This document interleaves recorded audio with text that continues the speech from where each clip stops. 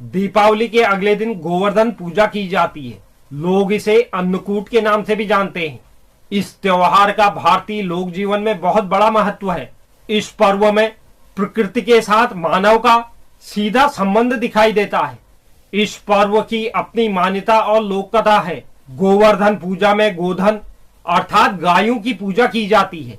शास्त्रों में बताया गया है कि गाय उसी प्रकार पवित्र होती है जैसे नदियों में गंगा। गाय को देवी लक्ष्मी का स्वरूप भी कहा गया है। देवी लक्ष्मी जिस प्रकार सुख समृद्धि प्रदान करती हैं, ठीक उसी प्रकार गौमाता भी अपने दूध से स्वास्थ्य रूपी धन प्रदान करती है। इसका बछड़ा खेतों में अनाज उगाता है। ऐसे में गौ संपूर्ण मानव जाति के लिए पूजनीय और आदरणीय है। गौ के प्रति श्रद्धा प्रकट करने के लिए कार्तिक शुक्ल पक्ष प्रतिपदा के दिन गोवर्धन पूजा की जाती है और इसके प्रतीक के रूप में गाय की। हिंदू धर्म के अनुसार हर साल दीपावली के अगले दिन गोवर्धन पूजा मनाने का विधान है। गोवर्धन पूजा को अन्नकूट के नाम से भी जाना जाता है। इस दिन भगवान गोवर्धन को 56 भोग का प्रसाद चढ़ाने का विधान है। अगर गोवर्धन पूजा पूजन विधि की बात करें तो सबसे पहले गोवर्धन पूजा के दिन प्रातः काल में जल्दी उठकर स्नान आदि से निवृत्त हो जाएं। इसके बाद आप जिन भी देवी देवताओं को मानते हैं, जो भी आपके इष्ट हैं, उनकी पूजा कर लें। इसके बाद आप गाय का गोबर लेकर आए, लेकिन आपको यह ध्यान रखना है गोबर पूर्ण रूप से शुद्ध हो, अर्थात गोबर में कंकर पत्थर आदि नहीं होने चाहिए और न ही उसमें गंदी मिट्टी मिली हो।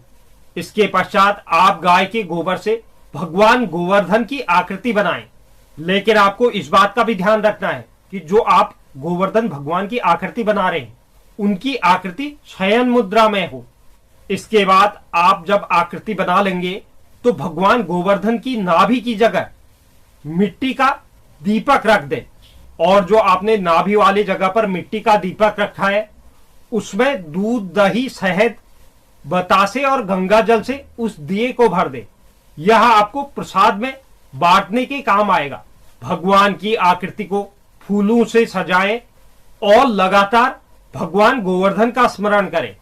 इसके बाद पूजा आरंभ करते हुए भगवान गोवर्धन को नैवेद्य और फल अर्पित करें।